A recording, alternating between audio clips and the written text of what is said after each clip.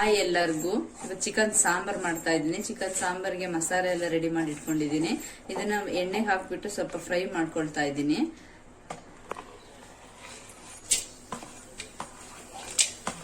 ಎಣ್ಣೆ ಎಲ್ಲ ಕಾದಿದೆ, ಚೆನ್ನಾಗಿ ಬಿಸಿ ಆಗಿದೆ.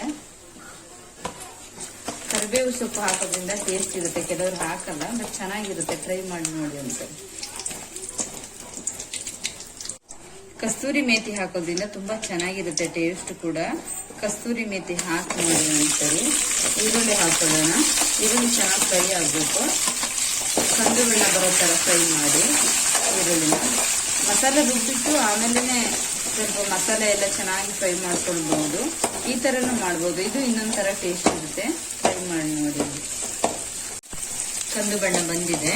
ಟೊಮೆಟೊ ಹಾಕೊಳ್ಳೋಣ. ಟೊಮೆಟೊನ ಚೆನ್ನಾಗಿ ಫ್ರೈ ಆಗಲಿ.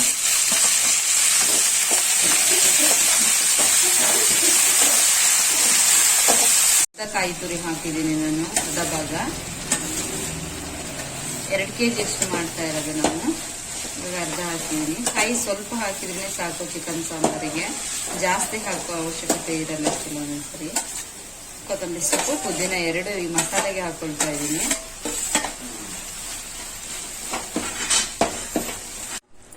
ಚೆನ್ನಾಗಿ ಫ್ರೈ ಆಗಿದೆ. ಈಗ ಧನಿಯಾ ಪೌಡರ್ ಮತ್ತೆ ಚಿಲ್ಲಿ ಪೌಡರ್ ಹಾಕೊಳ್ತಾ ಇದ್ದೀನಿ. ಧನಿಯಾ ಪೌಡರ್ 2 ಸ್ಪೂನ್ ಹಾಕೊಳ್ತಾ ಇದ್ದೀನಿ. ಚಿಲ್ಲಿ ಪೌಡರ್ ತುಂಬಾ ಖಾರ ಇರೋದ್ರಿಂದ ನಾನು 1 ಸ್ಪೂನ್ ಹಾಕೊಳ್ತಾ ಇದ್ದೀನಿ, 2 ಸ್ಪೂನ್ ಅಲ್ಲಿ. ಇದಕ್ಕೆ ಹಾಕಿ ಈಗ ಮಿಕ್ಸಿ ಮಾಡ್ಕೊಳ್ಳೋಣ. ಇದು ಎಣ್ಣೆ ಚೆನ್ನಾಗಿ ಬಿಸಿ ಆಗಿದೆ. ಈರುಳ್ಳಿ ಹಾಕೊಳ್ತಾ ಇದ್ದೀನಿ ಒಗ್ಗರಣೆಗೆ. 2 ಹಸಿ ಮೆಣಸು ಹಾಕ್ತಾ ಇದ್ದೀನಿ ಫ್ರೈ ಮಾಡೋದಕ್ಕೆ. ಶುಂಠಿ, ಬೆಳ್ಳುಳ್ಳಿ ಮತ್ತೆ ಈರುಳ್ಳಿ ಎಲ್ಲ ಚೆನ್ನಾಗಿ ಫ್ರೈ ಆಗಲಿ. ಚೆನ್ನಾಗಿ ಫ್ರೈ ಆಗಿದೆ. ಇವಾಗ ಚಿಕನ್ ಹಾಕೊಳ್ಳೋಣ. ಸ್ಲೋ ಇಟ್ಕೊಂಡು ಹಾಕಿ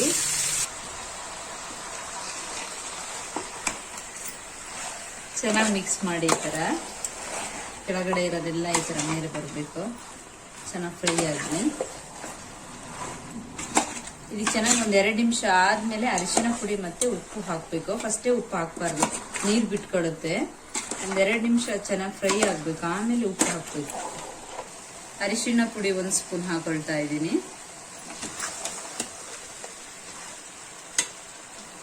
ರುಚಿಗೆ ತಕ್ಕಷ್ಟು ಉಪ್ಪು ಹಾಕಿ.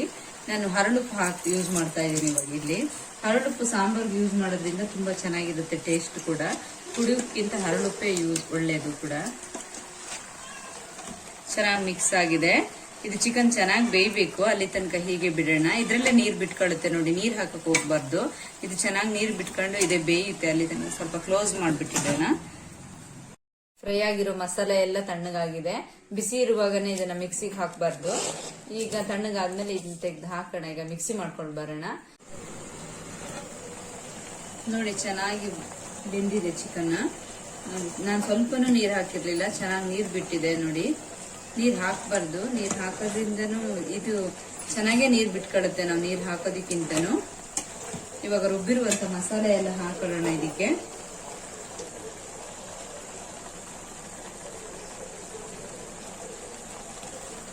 ರುಬ್ಬಿರುವಂತ ಎಲ್ಲ ಮಸಾಲೆನೂ ಹಾಕೊಳ್ಳೋಣ. ಹಾಕ್ಬಿಟ್ಟು ಚೆನ್ನಾಗಿ ಮಿಕ್ಸ್ ಮಾಡೋಣ. ಚೆನ್ನಾಗಿ ಮಿಕ್ಸ್ ಮಾಡಿ. ಈ ತರ ಜಾರಲ್ಲಿರುವಂತ ನೀರೆಲ್ಲ ಹಾಕೊಳ್ಳೋಣ. ಇವಾಗ ಸಾಂಬಾರ್ ಚೆನ್ನಾಗಿ ಕುದೀತಾ ಇದೆ. ಇವಾಗ ಅರ್ಧ ನಿಂಬೆ ಹಣ್ಣು ಹಾಕ್ತಾ ಇದ್ದೀನಿ, ನಿಂಬೆ ರಸ ಅರ್ಧ ಹಾಕಿದ್ದೀನಿ. ಸ್ವಲ್ಪ ಕೊತ್ತಂಬರಿ ಸೊಪ್ಪು ಹಾಕ್ತಾ ಇದ್ದೀನಿ ಇದ್ರ ಮೇಲ್ಗಡೆ.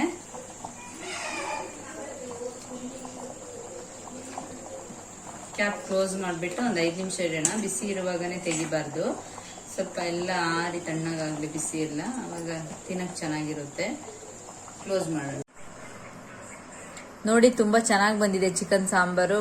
ಮುದ್ದೆ ತುಂಬಾ ಚೆನ್ನಾಗಿರುತ್ತೆ ಕಾಂಬಿನೇಷನ್ ಎರಡಕ್ಕೂ. ಮುದ್ದೆ ಚಪಾತಿ ಜೊತೆ ತಿನ್ಬಹುದು ಈ ಸಾಂಬಾರಲ್ಲೂ ಕೂಡ. ನೀವು ಮನೇಲಿ ಟ್ರೈ ಮಾಡಿ ನೋಡಿ. ಇಷ್ಟ ಆದ್ರೆ ಲೈಕ್ ಮಾಡಿ, ಸಬ್ಸ್ಕ್ರೈಬ್ ಮಾಡಿ. Thank you.